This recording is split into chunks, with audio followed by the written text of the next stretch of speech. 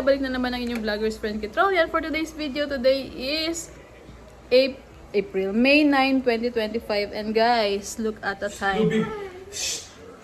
Yan o, 10 a.m. 10 p.m. na. Duty ako kanina actually. Duty ako and then right now, 10. Tumawag kanina mga 9:30 yung front desk. On call daw ako guys. Oh my God. Sa ano ko, 10 months ko ba? 10 months ba? 9 months? Ngayon lang ako, on call ako pero literal na ngayon lang ako natawag. OMG, kinakabahan ako. Kinakabahan ni.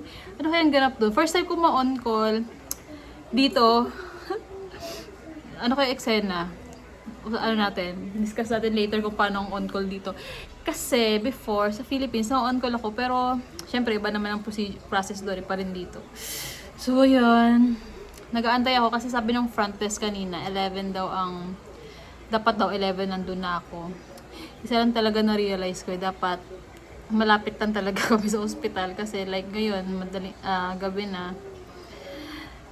Kung malayo kami at duty si daddy, naku, paano ang biyahe ko niyan? Buti na lang talaga 3 to 5 minutes away lang yung bahay namin dito sa ospital.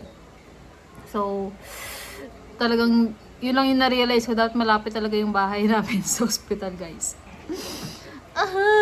Ayun. Discuss mo magkano ang bayaran. Ayun. Discuss ko na lang mamaya kung paano ang bayaran kapag na-on call kasi hindi ko rin siya sure. Mukhang pera talaga. Mukhang pera. First time, na-excite na kinakabahan kasi first time po siya ma-on call. And sabi nila, since today is Friday, pag ano yata, pag on call ka, it's the 1.5 yung pay plus since Friday meron pang night diff, then weekend differential, mga ganyan-ganyan. So mamaya tingnan ko yung ano, yung kontrata, yung contract ko magkano ba talaga yung mga weekend na ganyan, yung mga plus na yan. Kahit pagod at tragedy na ako kasi duty ako kaninang 6 to 4:30 p.m. Dahil ngayon nga 11, babalik na naman ako ng ospital dahil sa on-call na yan. Ano, kahit pagod at tragedy tayo guys, push natin yan kasi mukhang pera tayo. Mukhang pera tayo. Hindi ko alam kung matutuwa ako o inaantok na ako. Ganito pala ang feeling. May lakad kasi talaga kami bukas. May lakad kami, mag-fishing kami tomorrow. And balak namin na doon kami magbe-breakfast sa pupuntahan namin sa Jordan Lake guys. Sana naman magising ako at sana hindi ganoon katagal yung on-call ko ngayon para makatulog pa ako, then push namin tomorrow yung lakad namin. Kasi by Sunday, Mother's Day, so ang sabi nila maraming tao daw sa Jordan Lake ng Sunday. So i-advance na namin yung Mother's Day celebration namin tomorrow, Saturday. So ayun, sana pauwi ako ng ano, kahit mga 1 or 2 a.m. Okay na sa akin yun guys. Huwag naman nila ubusin hanggang 7 a.m. Charot. Ako talaga nag-decide. OMG. So ayun na nga, 10 na. Siguro mga 10:30 alis na ako dito sa bahay para makapag-ready ako kasi magbibihis pa ako. Ganyan. So magre-report pa ako sa front desk. Hindi ko alam kung saan ako ilalagay. Hindi ko alam kung dun sa unit namin ang case o baka ilagay ako sa ibang unit, ganyan-ganyan. Hindi ko alam kung paano ang on-call ngayon kasi first time ko nga ma-on-call ngayon. So ayun, balitaan ko kayo guys. First time kong pumasok ng ng gabi. Ito pala feeling dito sa ospital na to. Lagi kasi sa umaga ang busy na ito eh. Pero ngayong gabi, wala akong nakakasabay.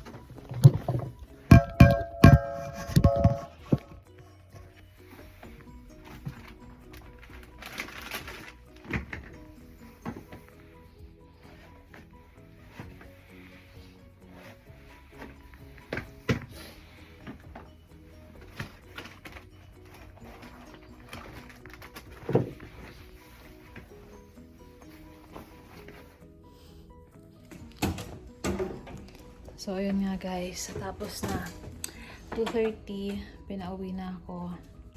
So, ayun nga. Ayun, pauwi na ako ngayon kasi tapos na yung on call.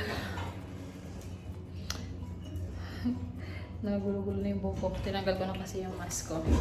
So, yun, dahil 2:30 na, makakatulog ako pag nagising ako ng maaga bukas. Diretso kami sa Jordan Lake para mag-fishing, ganyan. So, yun lang yung nangyari.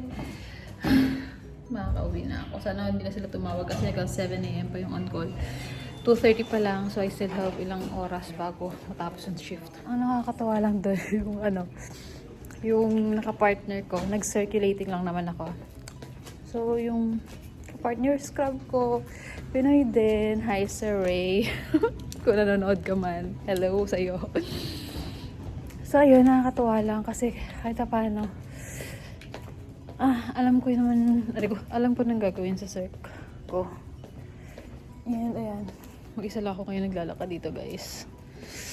Hintayin ko yung asawa ko kasi nagpasundo ako. 2:30 na. Walang katao-tao dito. Actually, meron naman. Nag-aantay lang ako. So, ayan guys, nakauwi na ako. Time check. Ayan. 2. Mag-aalas 3 na. So, matulog lang ako kasi bukas. Diretso kami sa fishing. Thank you sa pagsunto, Daddy. Thank you. Hindi na ako papalit kasi hanggang 7 pa ako on call. Ano ba yan? Hanggang 7 pa ako on call. So, para kung tawag-tawagin man, wala nang ligo-ligo, diretso na guys. So, nasa CR ako, ihilang ako, tama na to ha, bukas na ulit. So, ayun, nagbihis lang ako para matapos ko na tong vlog guys. So, ano ba? So, ayun nga, dumating ako ng 10:30 and then pinauwi ako ng mga bandang 2:30, ganyan. So, nag-circ lang ako dun sa spine case. Tapos, tawag dito. Ang on-call pala dito, actually na-on-call na ako before. Parang na-vlog ko rin yun. Na-on-call ako before pero hindi ako natatawag. So, first time kong matawag talaga. And then, ayun nga. So, ang on-call pay pala doon is from the time na nag-time in ka, nung dumating ka, which is 11. And then, hanggang dun sa alis mo. So, yun yung payment daw nun is 1.5 hour plus, ewan ko kung ano pa yung mga plus.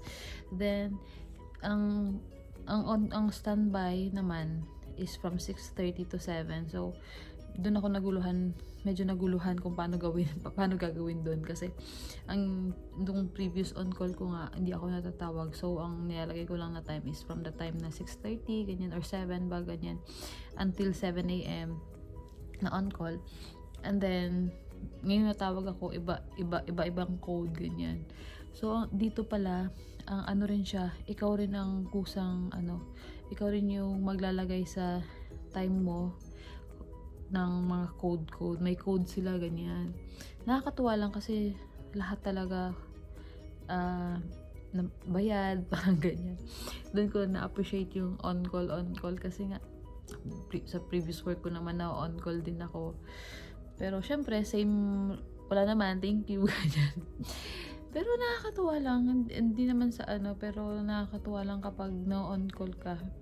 Hindi naman nakakatuwa, pero alam mo yun, parang hindi nakakatuwang kulang sila. Nakakatuwa lang na natatawag. Ewan ko, parang na-appreciate ko lang na tawag ko. Pero syempre, ayoko rin naman na laging natatawag sa on-call ko. Pero nakakatuwa lang kasi parang nagawa ko yung dapat kong gawin ng yung role ko, ganyan.